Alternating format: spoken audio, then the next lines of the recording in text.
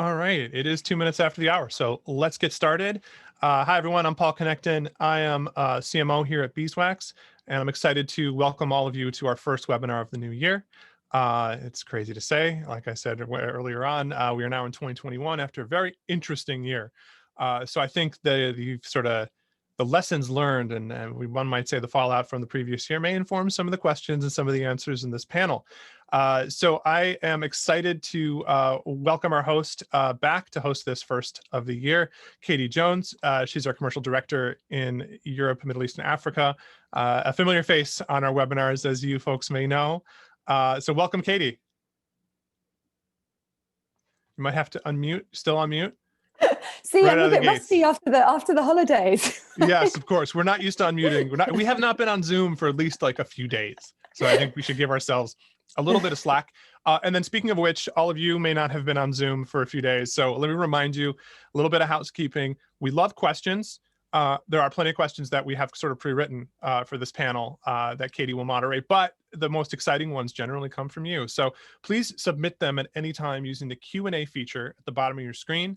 That way we'll see them and try to answer them in the order in which they are received. So that's my only housekeeping, really. I hope you all enjoy this panel.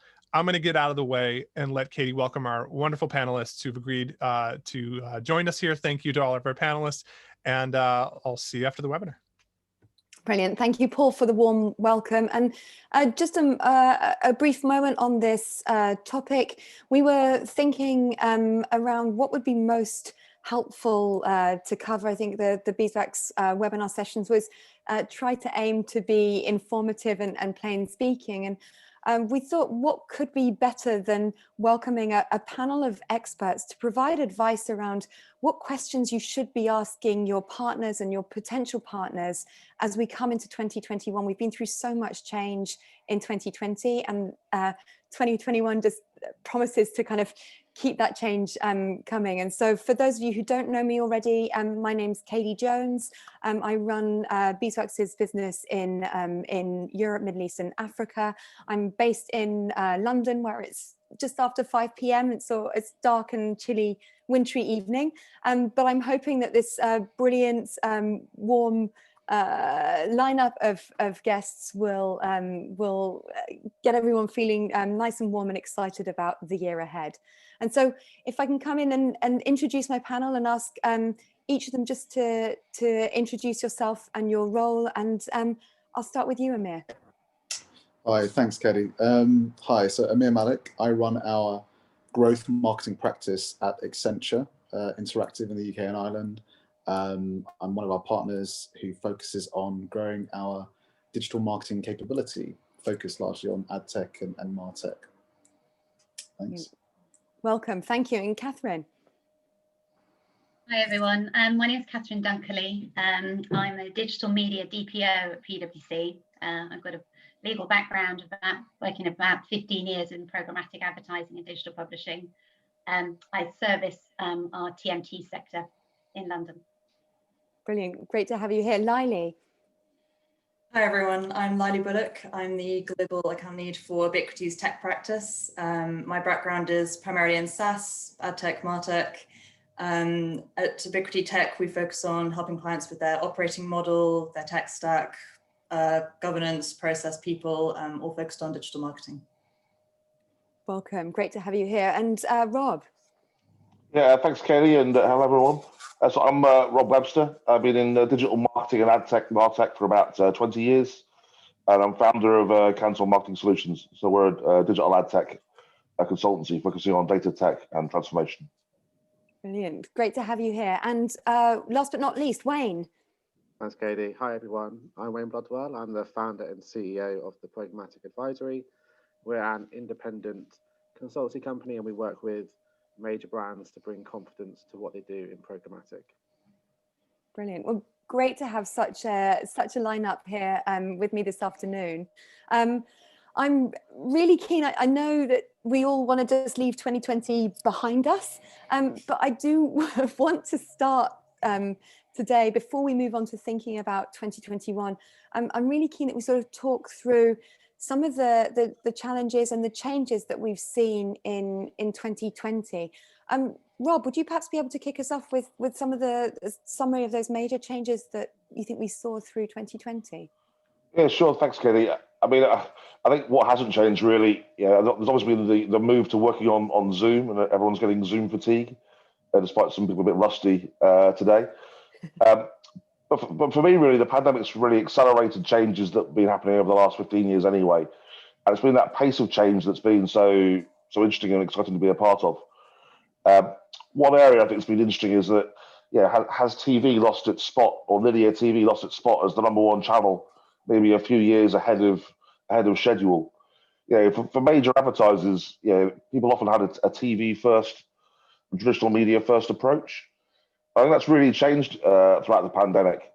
When you have the fact that TV production of ads takes a long time to shoot, and you can't really run during a lockdown ads of a barbecue in the summer, right? So I think it took a lot of companies a long time to get what message they wanted to run right during the pandemic, and that kind of speed of change of message was one of the areas that I think counted against traditional media, alongside a change in behaviour and the growth of all of the video on demand, the streaming systems really moved an awful lot of viewership away from linear TV. And that meant advertisers moved to like the faster, more dynamic forms of online video, connected TV, and that world. And I think, will that ever go back? And I think that's a real thing to be able to have, pretty much all major advertisers now looking at,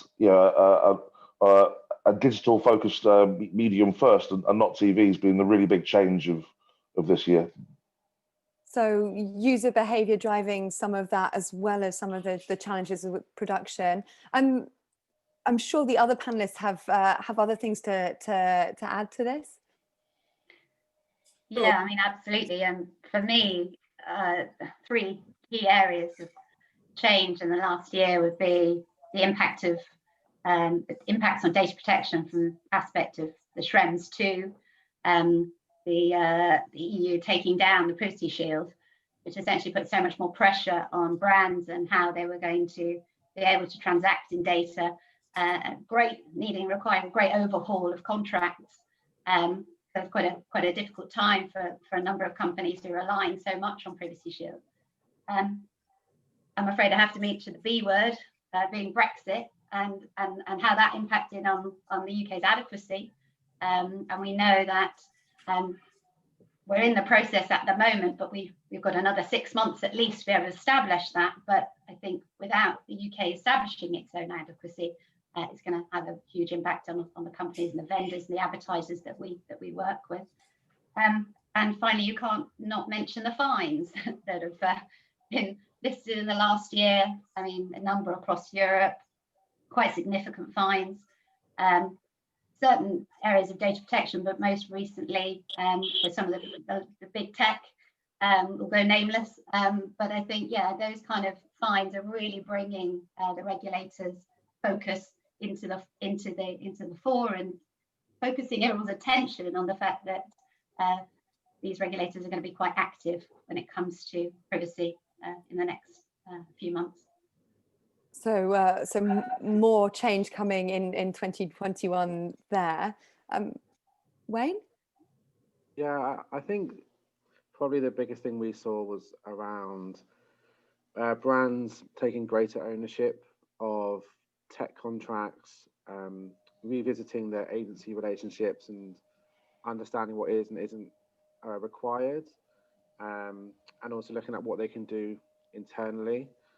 And I think that's driven out of a couple of things which are reasonably kind of macroeconomic, in that, one, the marketing budgets, clearly if you are in a vertical which has been impacted so significantly by the pandemic, proving the value of all the money you're spending in a marketing function is under scrutiny. So that's being revisited. And then the second part would be agility. So just ensuring that you're able to sort of dial up and dial down different creative messages, different budgets, different channels, based on the constant fluctuation that we've seen around in and out of lockdowns, different areas of the world being impacted differently. So definitely, I think the biggest thing that I've noticed would be brands, those where there were already many leaning in to taking greater sort of ownership and being more agile. But I think that's definitely increased. And I think that's impacted the entire way every company in the industry acts, given that brands, are obviously the major investors in it. I mean, that ties in so closely to what Rob started us with, like thinking about, the impact on traditional media versus, which is much, longer in planning and strategy versus digital, which can be sort of dialed up and down more rapidly. Lily. I was just going to build on that. I mean, I completely agree, Wayne, and we've seen some similar things with our clients.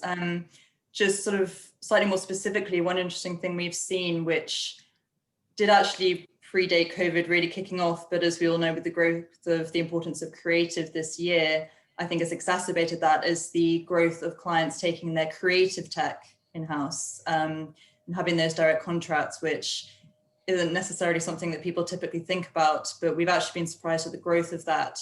Clients looking at tools which maybe previously were seen as a little bit peripheral. So things like their digital asset management, their dynamic creative optimization, workflow tools, even, project management tools like Asana, really taking these contracts direct and seeing how all these fit together is something we've definitely seen a growth of.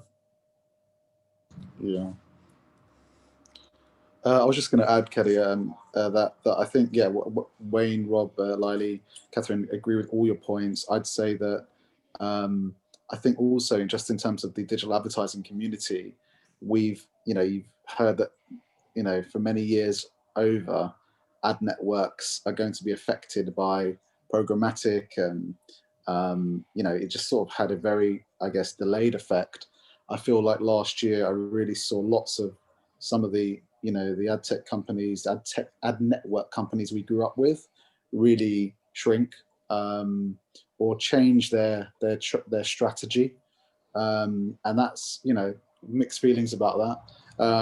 And I think also what's really fascinating is that the brands that some of the guest speakers have mentioned, buying technology has accelerated, which means that ad tech vendors have a whole host of new customers out there. But are we seeing enough ad tech innovation? And I think 2020, I don't know if we did. I think Beeswax is one of the great success stories. But we would have hoped there'd be more, and there probably are one or two. But it's a strange time, really. I think for the industry.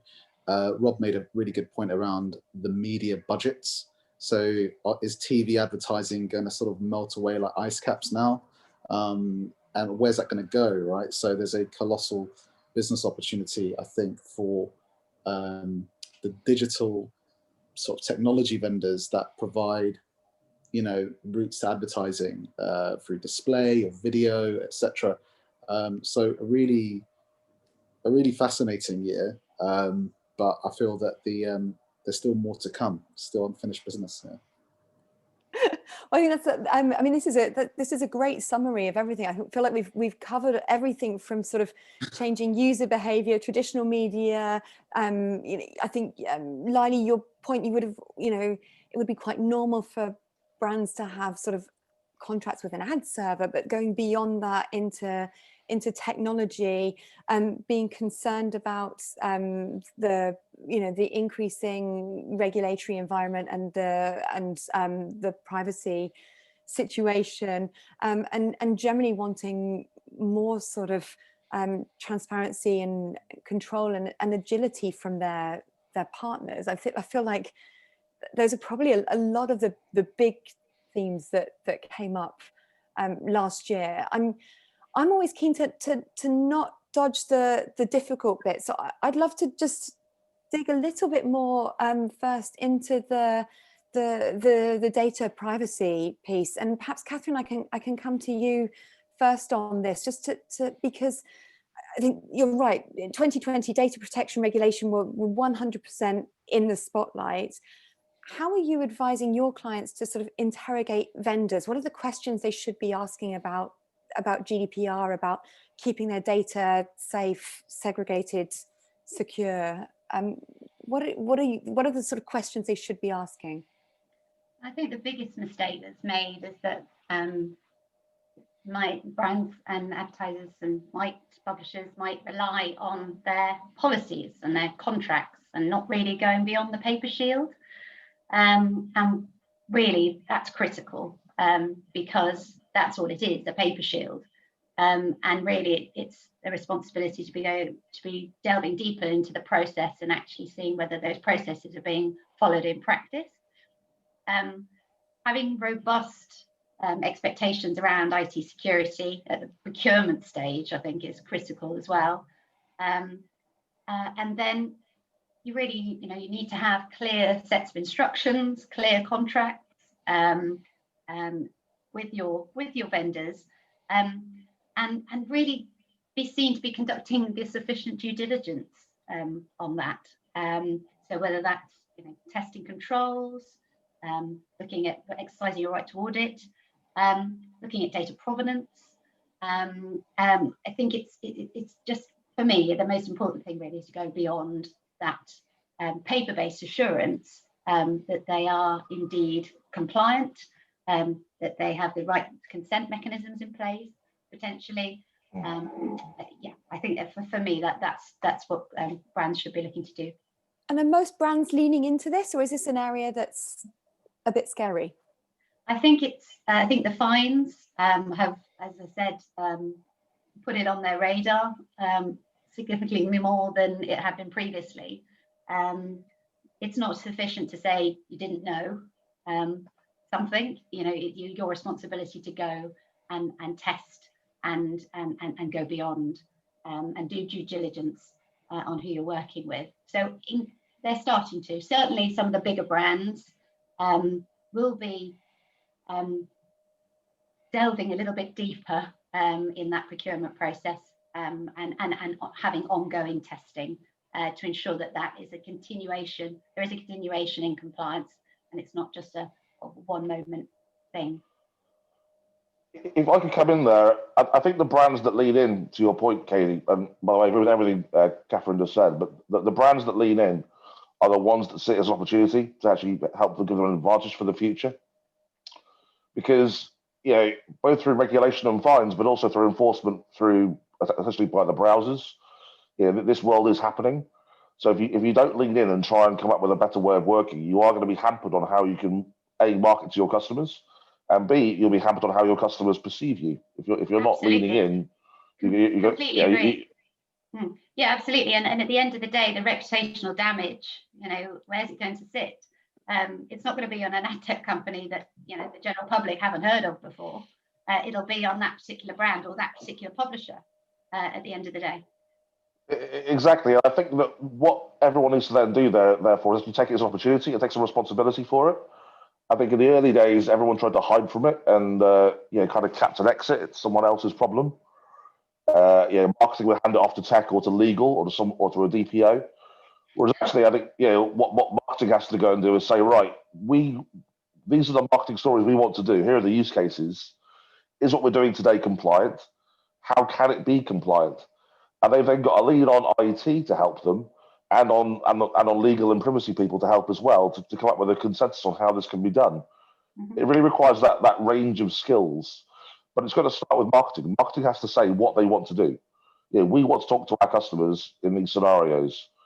How can we do that in a way that respects their wants and needs?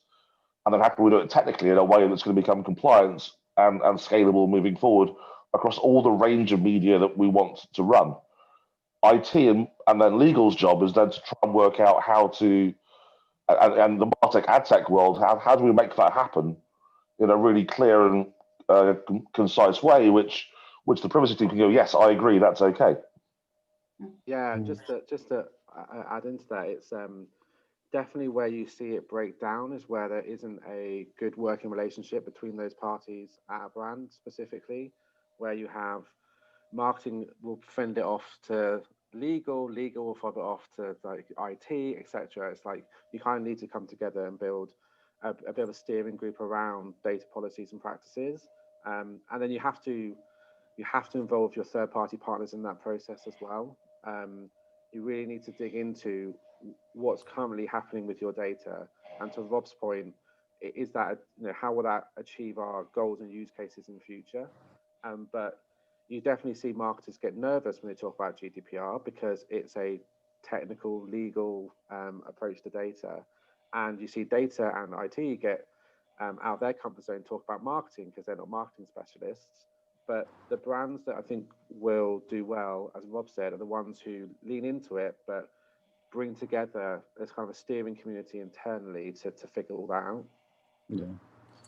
I mean, it's not easy though. I think it's a challenging topic for a lot of people within marketing, within IT, within all of those, even procurement as well, who come into it. Within all of those elements of at the brand side. So it definitely a challenge. Lily, Amir, do you want to add anything to this? Yeah, I mean, one of the areas we quite often see there sometimes be a bit of fear, perhaps, or just maybe a slight relegation of responsibility is where there are partnerships with third-party providers. So, if an advertiser is contracting with a tech vendor, but there are third-party data sources accessible within that platform, quite often we're not necessarily seeing that brands are asking for actual proof as opposed to, as you say, just a paper shield, that those third parties have actually gathered consent. How often are those consent mechanisms being updated? Is it only when a segment is refreshed every month, or is it immediate? Are they even asking for audit rights? So we feel like brands sometimes are a little bit hesitant there and won't necessarily even ask for the information, let alone actually then push forward with it. Yeah, I think that there's an incredible amount of consent technology that's emerged, but there's still very little clarity around the user experience side of the privacy topic. I think if you look at Google and Facebook, the experience is way better for small medium businesses when they want to advertise to new customers and retarget, because those ecosystems have got a privacy user experience that I think is more mature. I mean, personally, the browser experience of gaining consent, and if you consider brands are publishers as well to a degree, because when you go to their website, you're having a media experience. It's awful still.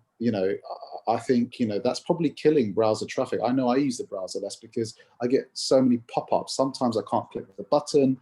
If I go to any publisher, it covers all the content. Do you accept? I'm looking for the accept button so I can click it rapidly. Actually, I accept all cookies, by the way.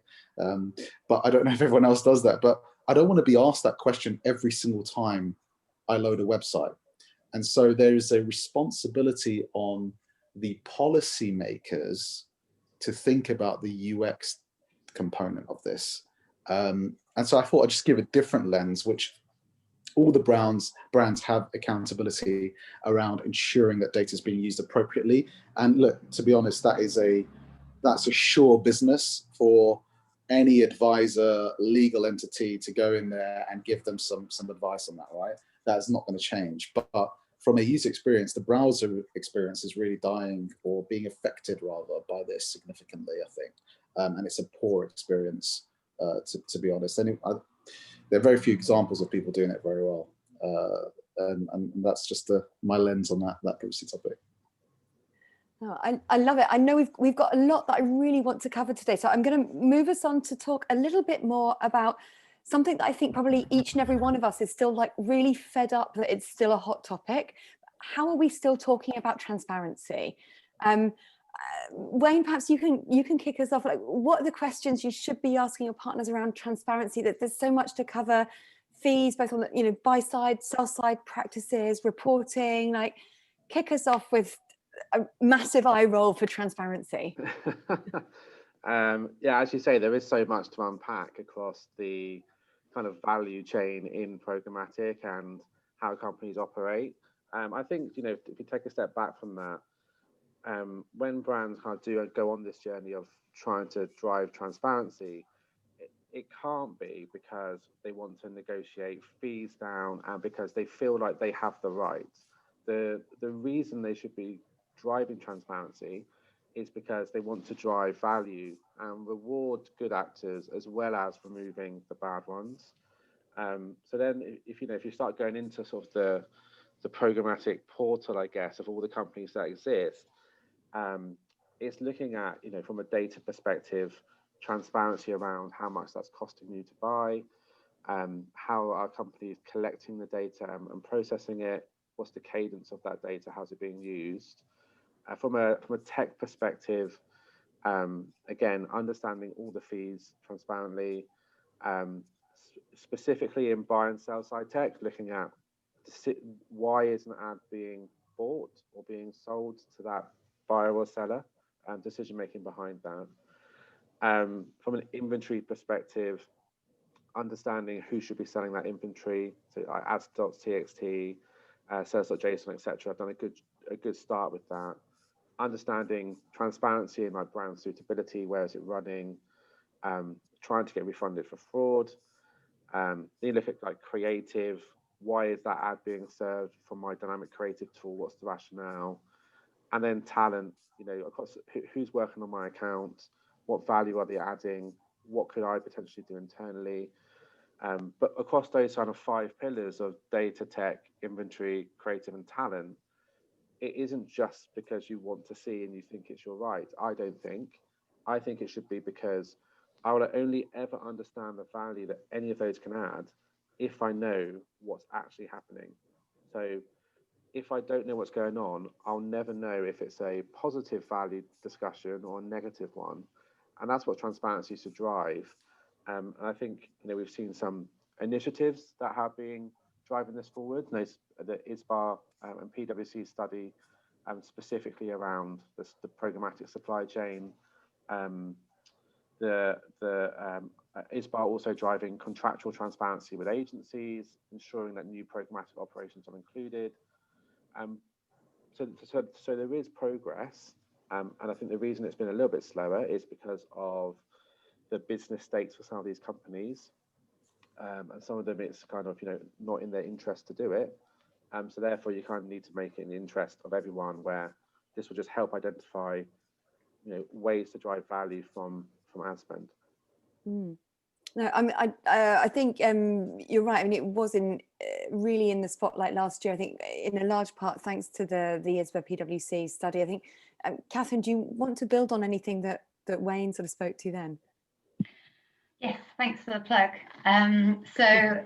Yeah, I mean, it was a lot of hard work. It took a lot of time, a lot longer than we anticipated, to actually access all the relevant data. And I think that's one of the critical things, is to make sure that those data points, those reporting points are available, not just specific ones, but everything that's required. And we worked with a number of major brands, key agencies and ad tech. And I think, just in summary, I mean, what it established, that I think it was only 51% of the spend was actually getting to the publisher in the end.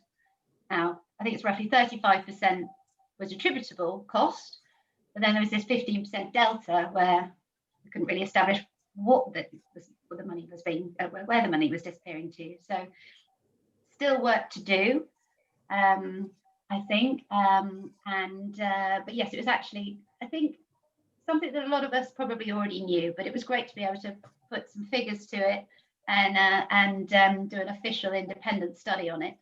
And an executive summary of that is available if anybody's interested. But yeah, still more work to do, I think, is what we would think from our side.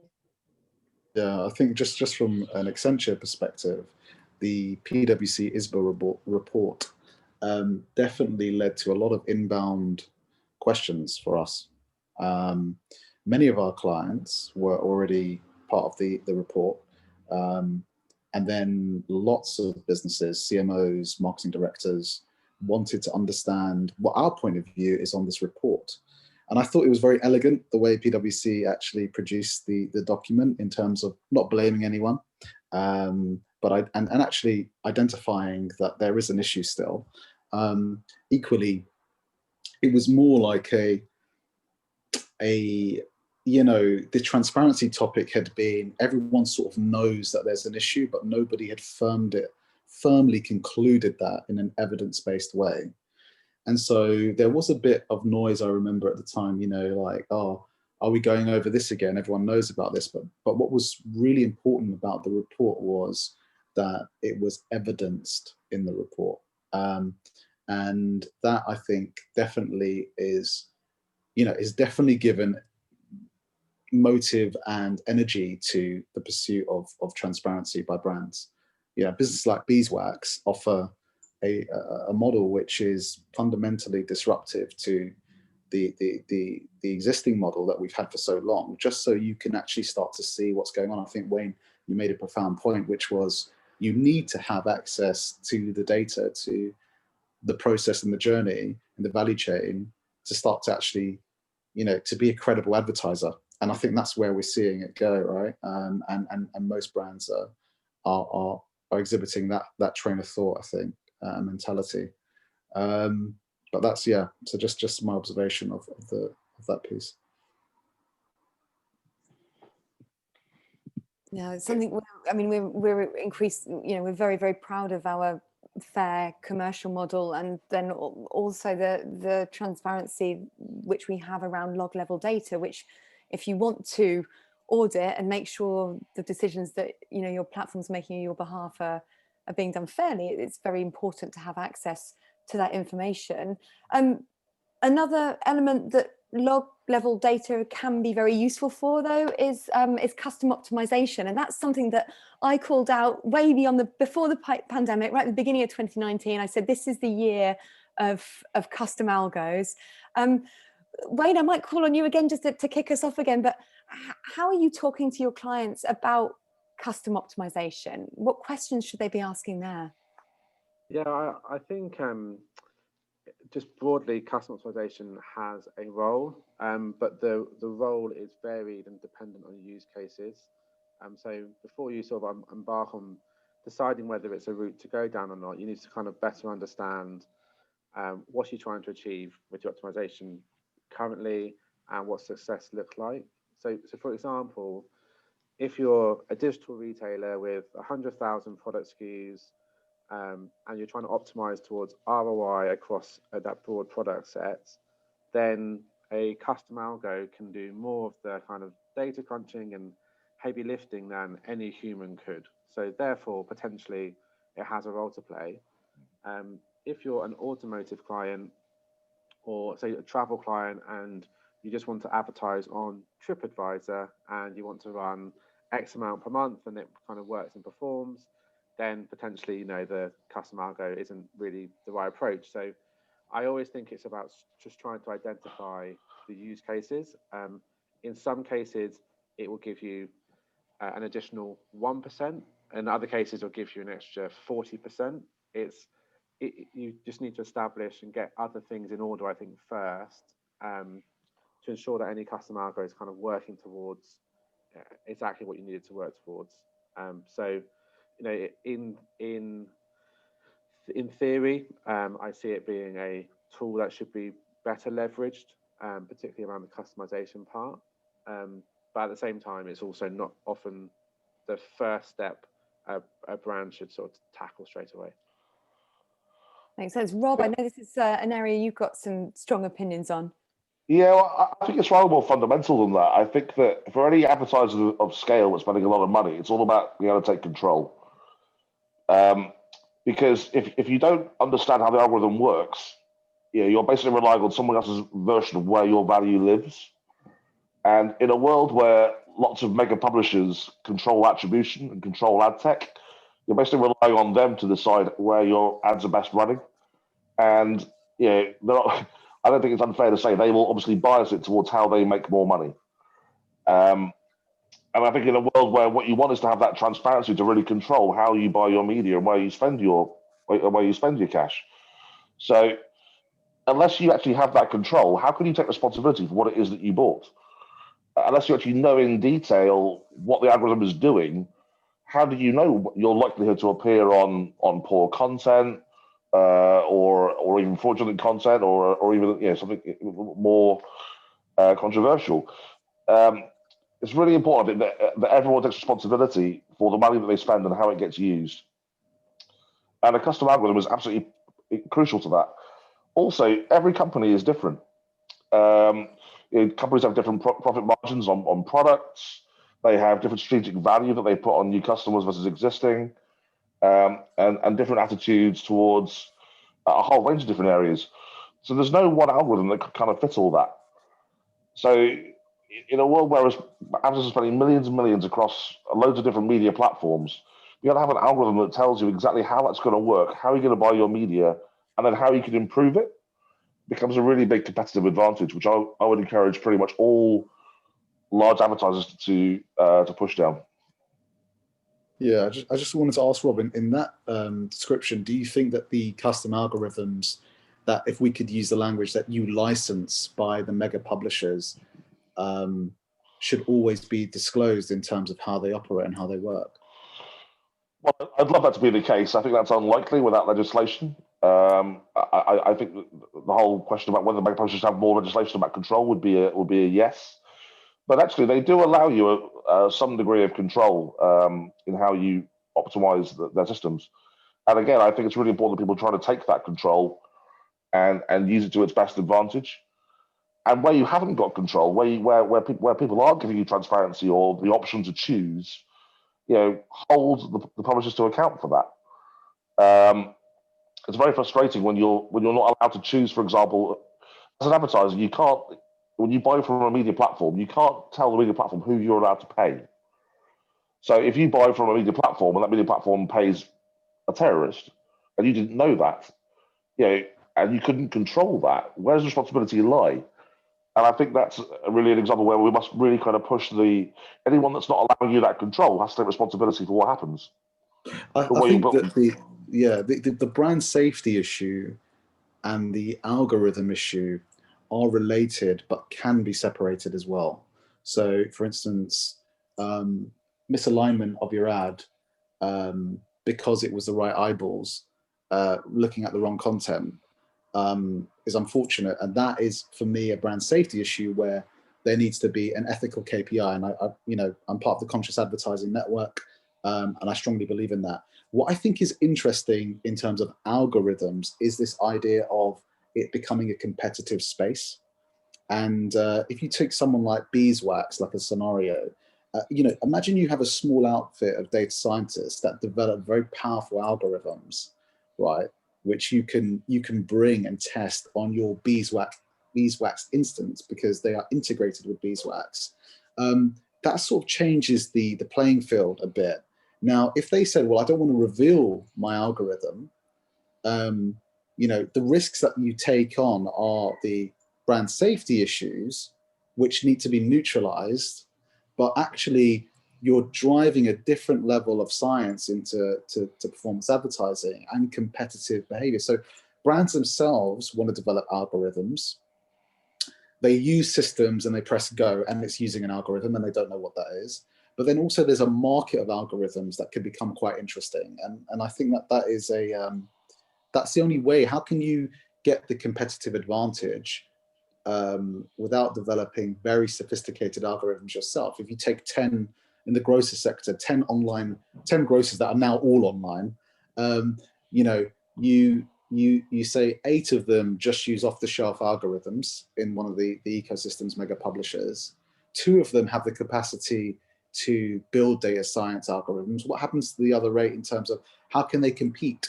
So they might need to bring on, algorithms, bring on data science from third parties, etc.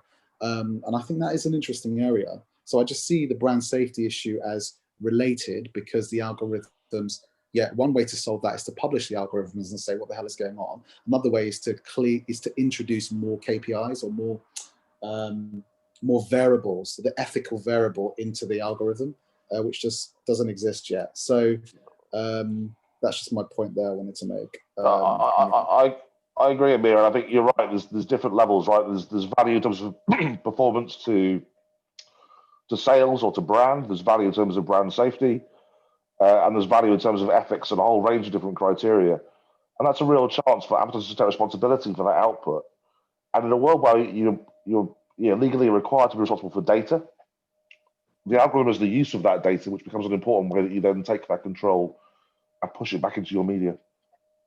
I think if I could reference the WFA recent white paper on the ethical use of technology, or the drive towards the ethical use of technology and data, transparency is one of the key principles. I mean, we've borrowed from privacy, but it's one of the foundations of developing or embedding ethics within, the development of anything that really potentially could contain some element of bias, so we're seeing increasingly clients putting ethical questions into their DPIAs to address these issues.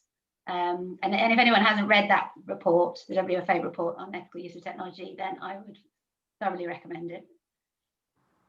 Yeah, I think there's so many interesting topics bound up in this, because there is this element of ethics and transparency. But, Amir, to your point as well, if you're not customizing the algorithm in some way, the only thing you're competing on, if you're using the same platform as your competitors, you've got access to the same third-party data, you're purely just competing on price, on the bid price, auction after auction, and that's just going to drive up the cost of your media, which for most DSPs is just going to then also drive up their fees. It's actually in their interest. It comes back again to that question of ethics and transparency. I think this is a topic, if we were down the pub, we could keep going on this if that were a scenario. But I'm really keen to remind the audience, use the Q&A functionality here. I've got a couple more very quick fire questions now for the panelists, and then I'm really keen that we do come into the questions from the audience, because we've already got some coming in here. I'm keen, Lydie, maybe you can kick us off on this one, but I'm intrigued to know if you've seen a sort of shift in the role of the media agencies, and when clients are asking you for advice on in-housing their programmatic advertising, kind of what are the biggest questions that the brands have for you at Ebiquity Tech? Yeah, absolutely. I mean, there are a few different areas to this, because firstly, as we sort of mentioned earlier, we think the absolutely key piece is for clients to take their tech contracts direct and have that control, that transparency, to not be losing data if they do change media agencies, for example. But to kind of take a step back from that, if clients have come talking to us about in-housing their programmatic, the first thing we normally say to them is that's probably not where you want to start. It's very convoluted. There are multiple vendors. So we normally advise clients to first look at their search and social and then progress onto their programmatic. The other piece I would mention is that a lot of clients, if they're looking at having greater transparency and control, actually it's often a lot quicker, a lot easier, a lot more efficient to have greater governance and processes in place around the model of owning their own tech contracts, and really having that cohesive structure across whatever model it is. I mean, the word in-housing is getting bandied around so much now. It's quite rare that we're seeing clients move to a fully in-house model. I mean, we have worked with some clients who have done that, but the vast majority are pursuing a hybrid model.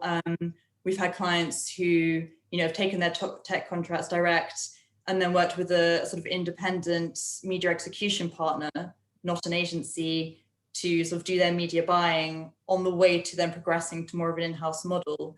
Or other clients who, for instance, have in-housed their strategy and their planning, and then are looking at just having their media agencies do the execution. So it's really not a black and white piece, and we see various different permutations of it across the board. But on that, I think in-housing, again, is very much about taking responsibility. It doesn't necessarily matter who's hands-on keyboard executing things. What does matter is that the advertiser takes responsibility for what's happening.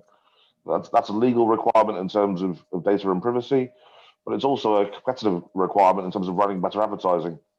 And in a world where things are moving so fast, if you don't have that control, you're not going to get the performance that you need. You're not going to be able to compete in the market.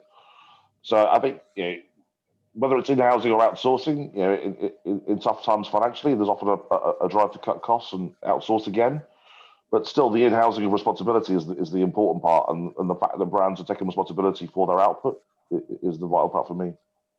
Absolutely. It's so hard to achieve that, maintain the programmatic talent in-house as well, and that's what we hear. It's almost like it's best to get the tech contract in-house, but then pass it back to the agency to run. Totally. And I mean, people often don't think about this, but one of the biggest issues we see is around talent. If every brand wants to hire their own in-house team, where are they going to source that people? Is it going to be some big brand HQ that's out in Surbiton or something? No offense to anyone who lives in Surbiton. But versus young people who are working in some hip media agency in Soho. Are they actually going to be able to attract that talent? That's one of the biggest issues we've seen. Also, having greater responsibility, but not only within the marketing function. People often, can maybe have quite a marketing centric view, as we're probably all guilty of sometimes, but they forget you need buy-in from your IT team. Is your finance team actually going to be able to suddenly handle bidding relationships with a whole plethora of publishers? Are you actually going to be able to get that cross-stakeholder buy-in to make it a success? Because you could design the perfect operating model, but ultimately, if you don't have that cross-department buy-in and the ability to roll that out, then it's going to fall flat. And we've actually had to work with some clients who jumped in a bit early, and that's where they've sort of struggled, and they've either had to move back to even more of a hybrid model than they had, or actually give it up completely. I think like anything else, it hasn't been done well or done badly. And it's really important, if you are going to do it, you do it well. I think in-housing is for life, not just for Christmas, could be a saying. And on the talent front, I think there's so much demand for trying to hire unicorn talent who have 2 years experience and can trade in 3 platforms.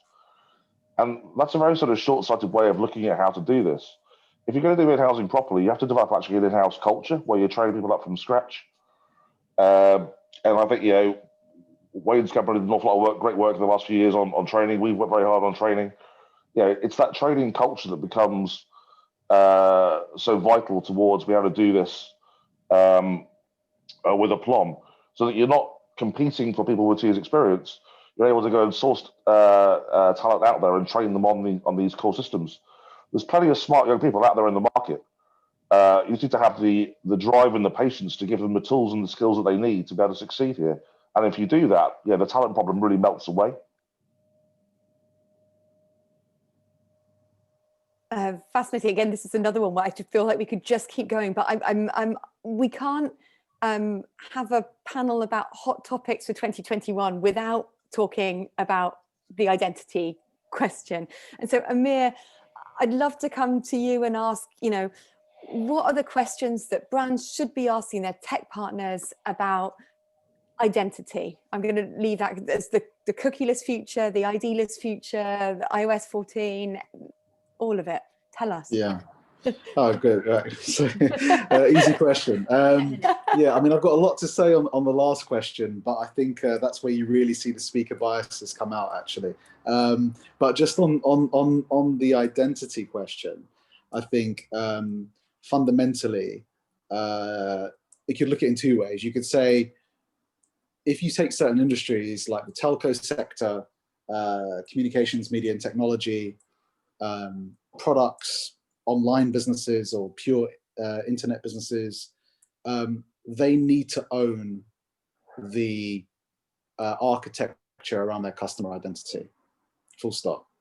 And the second way is you just say, well, actually all brands need to have ownership on the customer identity. And by that ownership, I mean, they need to understand how identity frameworks are operating across technologies, across environments, and they need to have basically a brand ID or a customer ID themselves. And this goes into quite existential questions, I think, which I'm really interested in terms of the role identity plays in a sort of modern technological society, which you see in Southeast Asia, how identity is sort of, I guess, is indicative of maybe more authoritarian regimes, but is really helping in COVID, versus its role in advertising. In advertising, I think, if you look at, I was looking at ExchangeWire's top ad tech bets or, rising stars for 2021. There was a lot of identity, ID management solutions, CDPs, etc.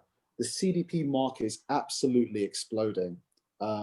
It's as big a business for us growing wise by growth metrics in terms of media and search and social, etc.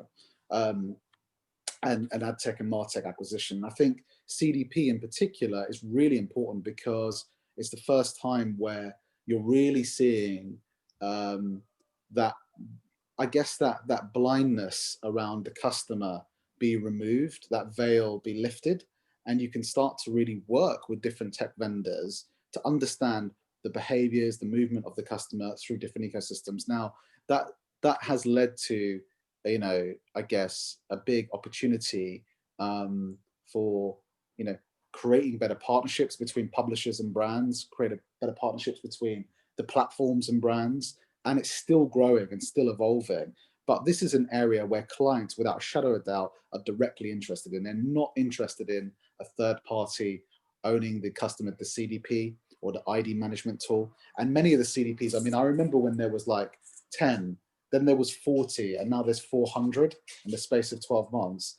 And I don't know how credible all those CDPs are. We do a lot of CDP RFI, RFPs, and I'm shocked sometimes where you see, well, that's actually a DMP redressed as a CDP. You're pretending it's a CDP. I'm sorry to say, and we see that a lot, right? But the genuine CDP players, you can basically, in the open API economy, integrate as much signals as you want to a customer or a digital identity, especially if you have an app or, you know, you have a login feature in your business, and it's just too irresistible for brands to leave alone. So I think it's a big area. It's going to grow substantially. There's going to be a tremendous amount of investment in it coming from, you know, VCs outside of typical ad tech investment sectors, and I think it's just going to be massive in this year and the year after as well. I don't know if anyone else has a point of view on that, but that's my take. Yeah, I agree with everything Amir just said. I think, you know, we've found CDPs being one of our biggest project groups for the last, you know, 12, 18 months. And nothing really to add on that front. But I think with identity as well, you've also got to remember that I think we can get too heads up by identity, because one of the questions I always ask ad tech vendors is, how well does your technology work on Apple devices, either iOS, you know, either on in-app or on Safari? And for a lot of them, the answer is, you know, not well, if at all. And what you've got to think is that, you know, that's probably in the world, the billion richest people out there all using Apple devices. They're consuming a huge amount of media on there. And what you want is, these are people you want to reach from a marketing point of view. So if all you want to do is target based on identity, that group can be largely invisible to you. And instead, that's why I think you've got to use, you know, data in a different way to try and target that audience. You're going to try to understand, you know, roughly where in the country they are, what sites they're using contextually, what times of day they're browsing, and use a much more probabilistic approach to try and reach people. So I think, yeah, too much focus has gone onto identity and not trying to then go, well, look, the whole problem, the reason we have GDPR in the debate is because consumers don't like identity targeting, identity tracking. So rather than trying to find different ways of getting around it, I think one of the things we have to do is try and think of a different way to actually run data-driven marketing. Yeah, I completely agree. And I mean, just sort of build on that. I mean, first we had DMPs, now we have CDPs, and now we're sort of seeing the next generation of platforms coming through, the real-time interaction manager tools. And, you know, so taking that proprietary data that brands have, and then actually connecting with consumers at the right point in the life cycle and via their preferred touch point. You know, I mean, we're sort of getting clients coming to us asking for more and more thoughts around, you know, is there a particular identity solution in market that you recommend and that you advise? And we have not taken an official position on this yet, given that essentially there is no one solution at the moment in the market that has been endorsed and widely adopted in the industry.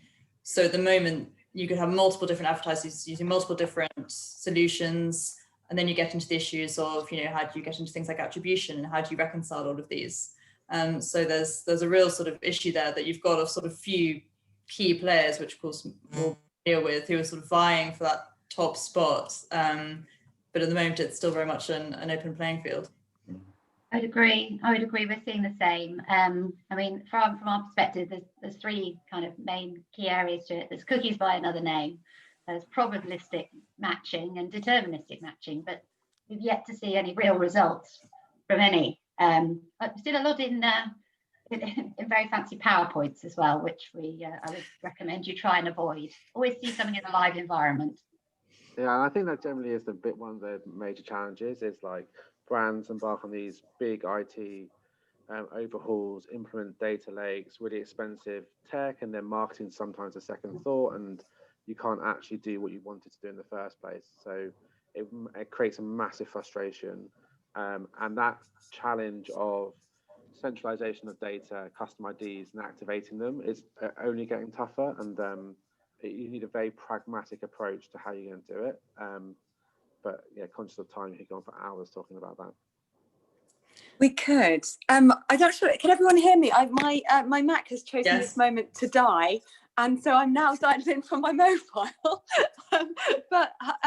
So Paul, I'm hoping you're still there because I know that we had a ton of questions coming from the audience, but now that I've lost them, I can't see them. So would you be able to help with moderating the questions? Sure. So first question for the panel. Do the panel believe that there is a, quote, trust crisis in the programmatic sector? And if so, what needs to happen to build trust with marketing decision makers? That's the question. Thanks. Well done to Beeswax and Cadi. Good luck with the rest of your show. Yeah, I think there's a huge issue with trust, and I think it actually really threatens online display as a channel. Yeah, other channels have no issue with trust, but I think much less. And I think some of the convoluted way that some of the media buying actually happens has kind of gone through to that. I think we need to see a much simpler mechanism between advertisers knowing what they're buying. The transparency piece is key. And if advertisers know what they're buying and can take responsibility for it, then that trust will grow back up. And in reverse, I think actually going back to Amir's point earlier about how consent platforms right now are, really, are you really providing consent if everyone just clicks yes all the time? And when you look into a consent platform, all you see is a whole list of ad tech companies that no one's ever heard of. Yeah, if we're going to rebuild consumer trust, which is really so important, I think advertisers now are below politicians as the least trusted profession in the market, in that famous slide that's on the rounds. If we're going to rebuild that, we've actually got to have brands that consumers understand and take responsibility, so that a person being sent given an advert actually knows the brand, the publisher, the advertiser, how they made that choice, and whether they're happy with it and how to opt out of it or consent to it in future. So it's those things really. It's an improvement to consent mechanisms, and it's an improvement on transparency and what's required to really improve matters. And I think for display, we've got to make things much less convoluted to kind of bring back that trust. Yeah, I would agree. There are a number of frameworks, I should say, which are trying to address the issue of transparency, and but I think not all ad tech companies are created equal, and we need to go beyond self-certification to some of these frameworks if we're going to be able to whittle out the ones worth working with. Yeah, I totally agree. And you can only get trust with transparency. The two are just so interlinked. You can't trust something just because someone says to trust it. You have to show the details behind that, whether that's a consumer opt-in and where that data is going, or whether that's how a brand is purchasing media through a demand-side platform. You can't trust it if you don't have that level of transparency. And I think what we've seen is the brands who are heavily investing in programmatic are the ones who do trust it, because they are pushing forward that transparent agenda and thinking on the consumer side how they engage with those, but also from the partners they work with. But I think it's very easy and simplistic to throw this is a bad industry blanket over programmatic in particular, whereas actually when it's done really well with the right partners, it delivers really good results. I completely agree. And again, having transparency in some ways can sometimes imply having transparency after the event of what's happened and how things were done. But again, just go back to the point around governance, I think what's great now is that a lot of brands are educating themselves and working, with partners. We've done a lot of this, of writing governance guides. So, their media agency exec can pick up a guide and know actually how they should be running these things in line with that particular brand. I mean, we often see a disparity between, for instance, data control training, which, agencies are rolling out in good faith and they're designed well at the group level. It's not as if they aren't, but are they actually being designed in a way that's workable, but also more specifically, are they specific to the brand? And often they're not. So there are a lot of good intentions there, but sometimes the execution is tricky or lacking. I think we've got to be careful not to blame technology as well for questionable operating models. So what we're seeing is that technology can facilitate creative mechanics around the value chain because it has the capability to do so. But that doesn't necessarily mean that technology is the bad actor though. So we need to just think about how digital advertising is executed. And that is a shift in the industry, which I think is taking place and has been taking place, mainly because the brands are just much more curious, much more investigative around what's going on. Yeah. I love this next question that's come in, especially because it starts with, without being facetious. So we've got someone who's going to ask a tricky one. How many agencies or advertisers understand enough about algorithms to customize them? Agencies and clients haven't heavily invested in data science, as far as I know. Ultimately, they rely on out-of-the-box algorithms as they don't want to screw up the ROI or waste budget. Discuss. This is actually something I was going to mention earlier when this came up. And I mean, of the clients that we're seeing who are working with custom optimization, which of course some of them are, they are the ones who are the head of the curve. And actually, quite a lot of our clients are perhaps a stage back, where they're actually just needing to focus on what is their first party data strategy and measuring the effectiveness of their first party data as opposed to their second and third party data, and where is adding value, and particularly with the upcoming cookieless world, what does their strategy need to be to even accommodate that before they get to some of the sort of slightly further on points.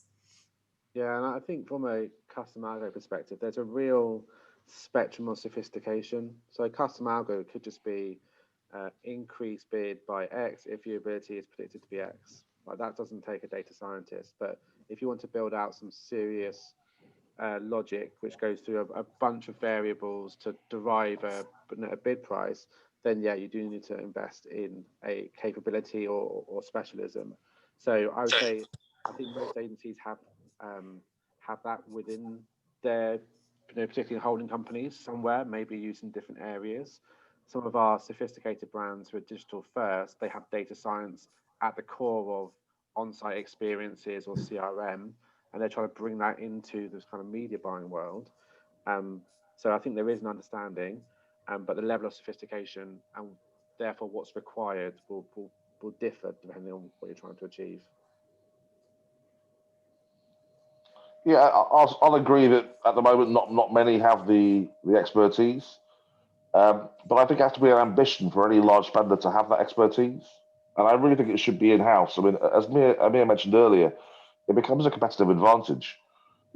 Agency groups work with a whole range of different advertisers that could be considered to be competitive, and again, on that data leakage piece, you want to make sure that if you do find a great way of working, that you kind of keep that as to be proprietary. Yeah, the top maybe 1% of companies are doing this well, but I think it's a real opportunity for the services market to try and expand that skill set out through the rest of the market. And as I said, those that really kind of engage with it are the ones that will do the best out of it. Yeah, this is, for me, just to pick up on Rob, what you're saying as well, I'll be brief because I know there's more questions. This is one of the coolest areas, right, to work on, and it actually brings in cloud, right? So cloud for marketing is a really interesting development in terms of digital advertising. And I think that is an inevitability again as well. And, as to my earlier scenario, 2 out of 10 big advertisers might have an initial capability around data science, but how will that look in 3 years or 5 years? And actually, can you create a business case around why that needs to change? I think you can, because of the competitive advantage a strong algorithm could give you. So just my point of view there. I think people do often, from our experience at Beeswax, we see people, customers we work with at both ends of the spectrum, either really underestimating how much work it is, but also sometimes overestimating, because depending on how much you actually want to do, it's quite normal for a pair of data scientists to be able to deploy a quite advanced model really within a couple of weeks. It obviously then takes time to tune it and a lot of data. So there's investment required.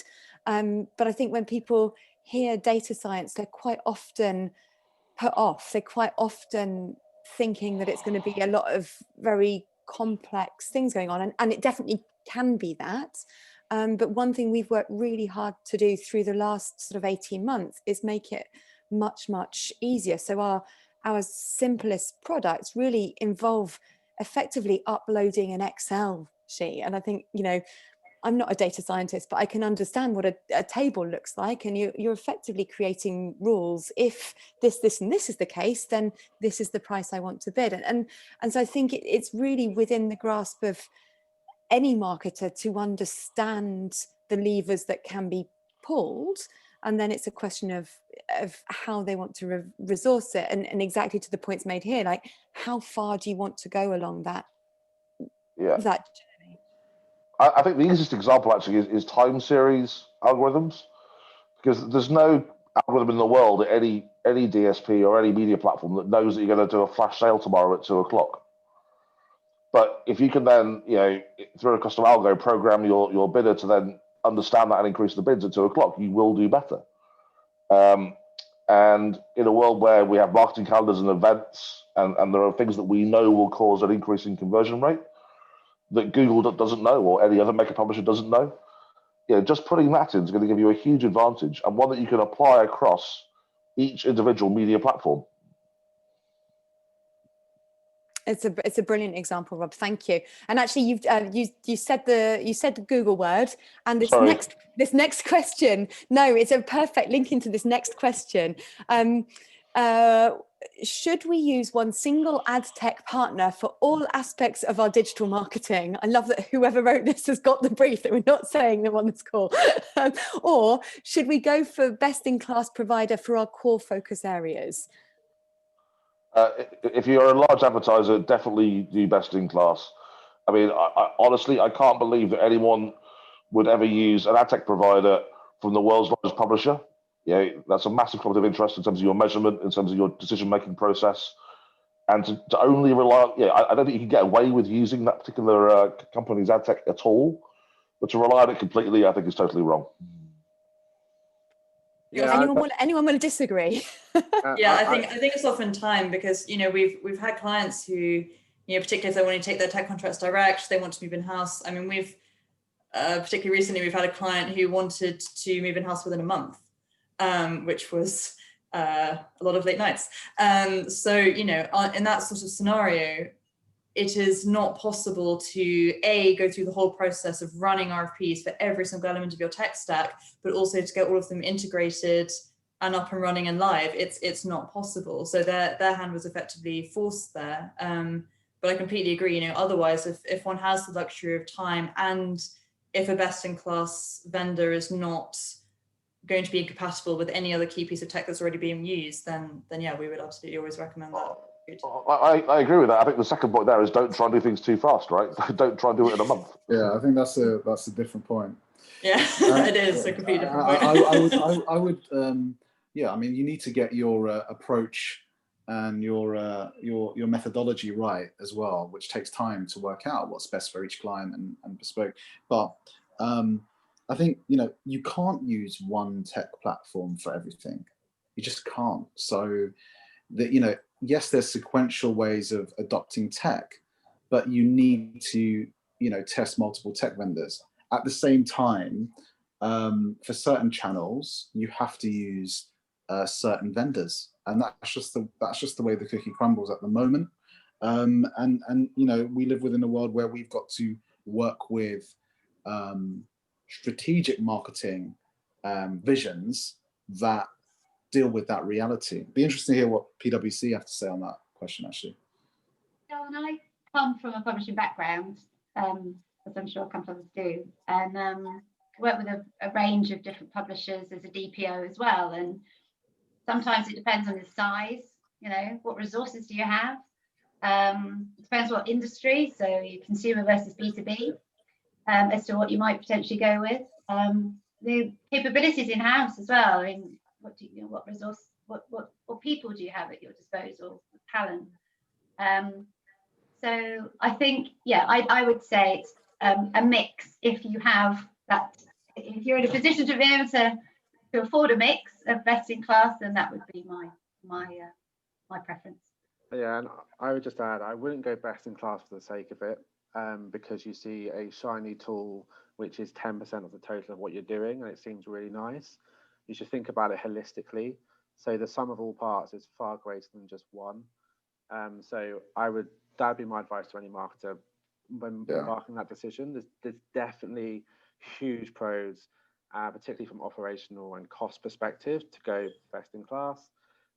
But maybe you want to integrate across, you know, cloud analytics and others, which, you know, a single tech stack provider might be better suited for. So it's pretty case dependent, to be honest. And I think when it comes to governance risk, oh, sorry, go on. I was going to say, this speaks of the point I was making earlier about you know, brands maybe looking to enhance their search and social first, because if they can get familiar with taking a channel in-house where there are just a few vendors, and as Amir says, you know, you're effectively, your hand is forced to use certain vendors. But if you can get your team upskilled and familiar with the ways of working of doing that, and then moving on to perhaps more complex architecture for programmatic, that at least does create that opportunity to do that successfully. I was just going to add in terms of a tech stack for governance, risk and compliance, I think initially people did go with the shiniest piece of kit on the market, and then they're starting to question that now. So I think, you know, the technology options are broadening in that space, so there's more choice. So yeah. We have a huge volume of questions still to get through, so I want us to go quicker, condensed answers. Doesn't have to be quite yes or no, but we're going to focus on keeping it brief now, so we can get through all of them, because there's some cracking questions. Cookies. What are the panel's thoughts on how advertisers are planning for a cookieless future? Are they prepared? No. No. It's one word. Some better than others. Yeah, but definitely leaning into it. Yeah, some more prepared than others. Some are testing solutions. Yeah, trying to figure it out as they go. The industry's not prepared. Enthusiasm, but just not always. You know, the whole market is still developing, and what solutions are out there. So I think, you know, brands are very keen to look at it, but there are still quite a few different ways for them to go at the moment. It also depends how much first-party data they were sitting on in the first place. I mean, you know, some are a bit are scrambling now to try and find a solution to stop that gap. So, yeah, I would agree. Enthusiasm is definitely. I think there's a simple question. If you're comfortable with how you market on Apple devices, then you're ready. If you're not sure about how you market on Apple devices, then you're not ready. And there's a very, very few companies that are, I would say, advertising on Apple well. And there should be much more. There's a huge competitive advantage if you get it right. But most aren't.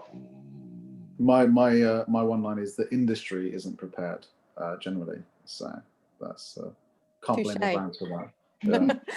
Okay, so next is a really interesting piece. I think it ties into how much of this sort of in-housing is linked to sort of broader sort of digital transformation. But the question is, what are the features of businesses that are best suited to evolve their culture to make a good programmatic and analytics team? That's a good question. They tend to be innovative in their vertical, and reasonably data rich. So those are putting marketing front and center into their business, and they are disrupting the vertical they're in some way.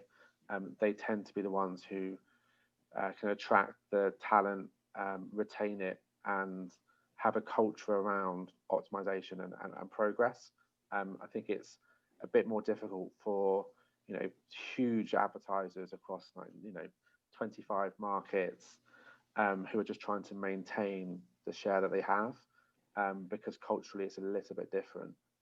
Just that's a very rule of thumb thing that that I would tend to see. It comes from people with great leadership. If you've got a CMO who's very confident and very in control that that's what they want to achieve, and is able to foster a good relationship with the technology teams and legal and privacy teams, then you can actually develop that culture, because you set up front what the business objectives are, and you can kind of follow through. I think companies that struggle are where there's no real leadership on that function. So for me, it all comes from having clear leadership and objectives around doing it. Because once you have that, everything else can be achieved. Yeah, and a belief that marketing it works and it's worth investing in and to keep driving your growth as a business. And sometimes you'd be surprised how that doesn't actually exist. Yeah, I mean, as if it's an e-commerce business and they've got a high proportion of their spend on programmatic, immediately it's going to be much easier to get buy-in, not only within the team, but again across the business, that it's a sort of worthwhile things investing in. Yeah, I mean, this question gives me the opportunity to make two comments. One is on, the idea of in-housing. I feel that the industry press narrative is very obtuse and just fictitious. We heard today a lot of watch outs when you in-house, and I think that is a rational set of considerations which you need to have. But actually, lots of my clients, and it's fascinating to hear from some of the voices that they have to slow their clients down. I think they'd be massively demotivated by a job where they're not looking at amalgamating analytics, digital execution, programmatic. Now, the key point that some of the guest speakers made was, making sure you do that in a manageable way, understanding the time required, the considerations, the partnerships, integrated marketeers. If this wasn't a growing space, you wouldn't have Jellyfish or Mighty Hive or Accenture Interactive scaling in this area. You do.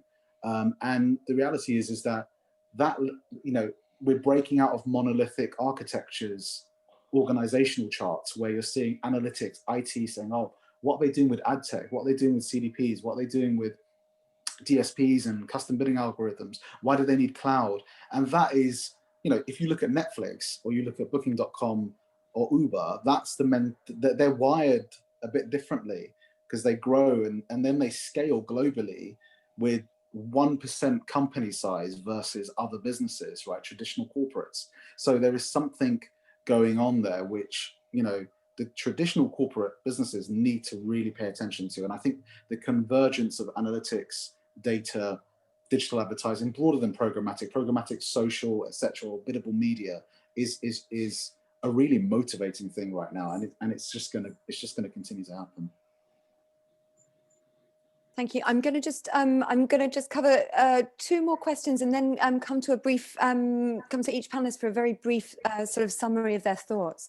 But I know we've touched a lot on verification. We have and some of the elements around ad placement earlier. Recently, the question starts, recently it's been demonstrated that many verification platforms are fundamentally flawed, directing ad spend towards extremist websites while blocking legitimate news sites such as the New York Times.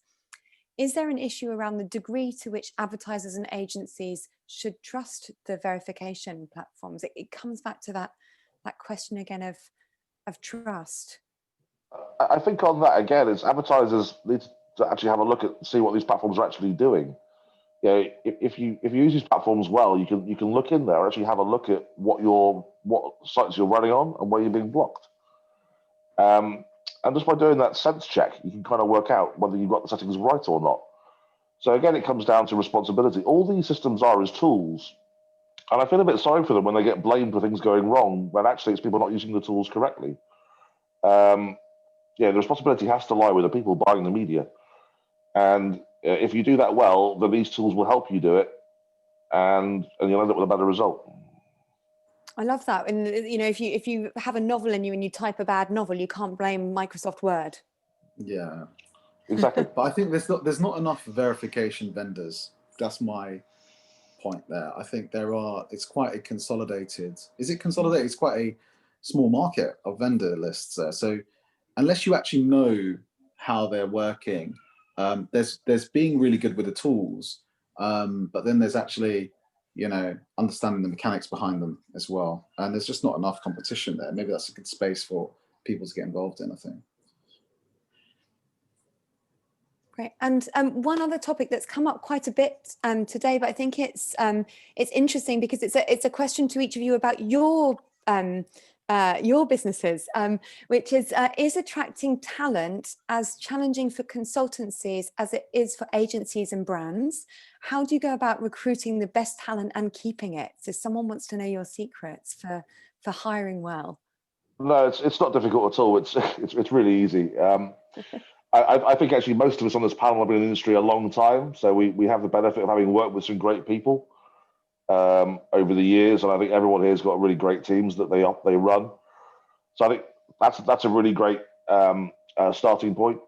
I think just through this pandemic, young people are having a hard time getting on the property ladder. So the amount of talent out there, and talent that perhaps from a domestic perspective hasn't always been utilised correctly, is also out there.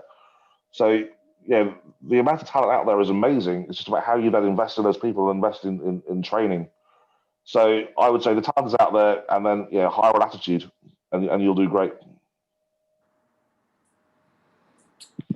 I would say from PwC's perspective, it's having a healthy mix of born and bred consultants who've grown up with an organisation, but also in a mix of industry as well.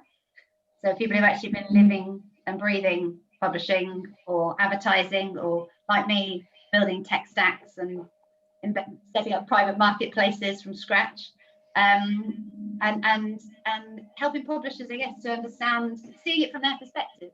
Having worked that side of the fence, often it's referred to as poacher turned gamekeeper, I think, in PwC. But essentially, it's understanding what the problems are, with some of the brands that you're working with, really, and that gives that unique perspective, I think. I completely agree with that. I mean, getting the opportunity to work with a whole variety of different clients on a whole variety of different problems and really see behind the scenes on that is very interesting. So it's not hard to attract people in that. And I mean, similar to what you're saying, Catherine, we have a very diverse background in our team. I mean, mine's primarily a SaaS, but we've got a lot of others who are publisher, who are media agency, some who are actually relatively new to the industry completely, but growing up and actually just be able to see things. We so the founder of our team is a very big believer in diversity of thought. Diversity is obviously a big topic just generally in the industry at the moment, but diversity of thought isn't necessarily something that gets a lot of airtime, but it's something that our team is very big on. Yeah, I think for us it's a bit dependent on what we're hiring for. So we just had an open role for a very specific supply strategy job, and we had over 100 applicants, and probably 80 of those would be right for that role. So it's a bit dependent on the specifics and what you're trying to get from talent, but it's definitely there. It just takes some searching for it. Yeah, I think that there is really a requirement for people to do more training in preparedness for roles that are digital marketing roles. At the same time, I'm definitely seeing much more digital savvy operators within our industry. And the question talks about the difference between a consultancy and agency. So yeah, I think I can't speak on behalf of agencies, but I could say that in a consultancy, we definitely get lots of inbound CVs and applications, etc.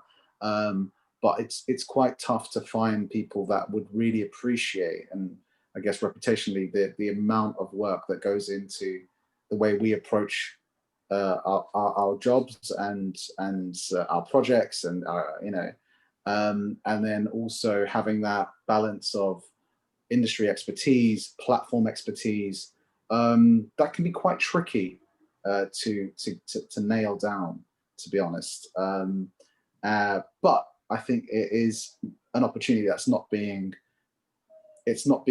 grabbed by the youth enough, right? So there is definitely merit in training yourself in different sort of digital marketing skills, and there's loads of online free courses, etc., that people should be doing. Problem is, most people do them and then they start a business themselves, and it's really successful. But you know, that's one model. But yeah, so I think, yeah, it's a really interesting question though. It really is, and so I'd love to say a big thank you to everyone, but I would love just one line each of you, by way of summary. What's the one piece of advice you would, of all of the things we've talked about, what do you think that people should be thinking about more as we're now, you know, coming into 2021, it's the first week of the year. Amir, could you kick us off?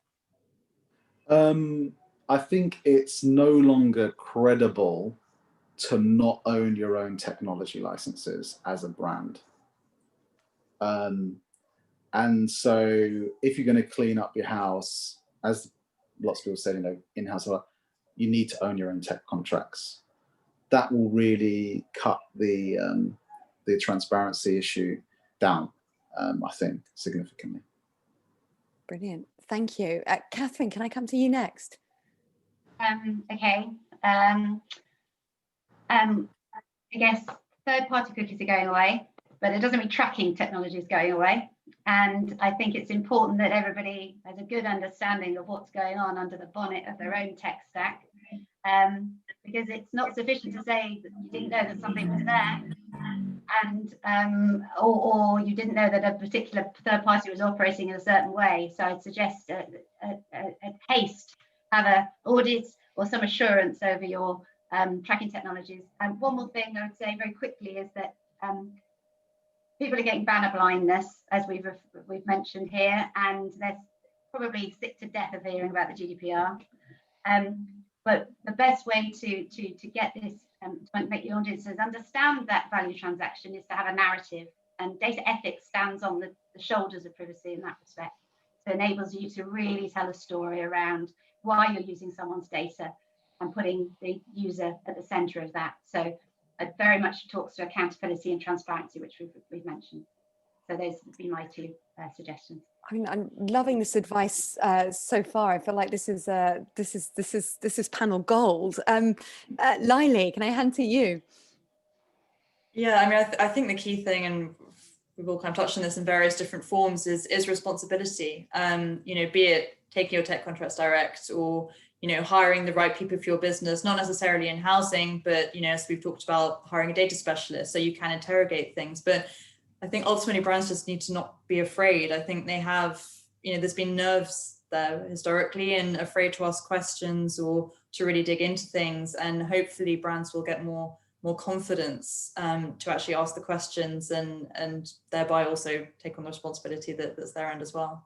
So it's your responsibility to ask the questions and your responsibility to deal with the answers and acknowledge the answers. Unfortunately, yeah. Rob, over to you.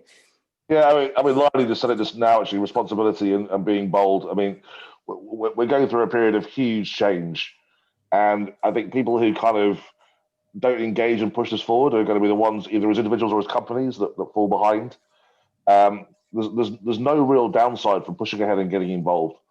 So, yeah, be bold and break some eggs. Love it. That's a cracking way to start the year. And Wayne, sorry for the egg pun. It's a terrible egg pun. It's normally bee puns with us, so you know, just mixing it up. I think we need to distill it all down around having a strategy to identity, to measurement, to testing, to being bold. It always comes down to talent. So my advice to brands just be, whether that's at an agency, whether it's a different department internally, whether it's an auditor, whether it's an agency, consultancy, whoever, just find the right partners to work with on your journey, because it's very difficult to do it on your own. So don't underestimate the value that a good person and a good team can bring for you.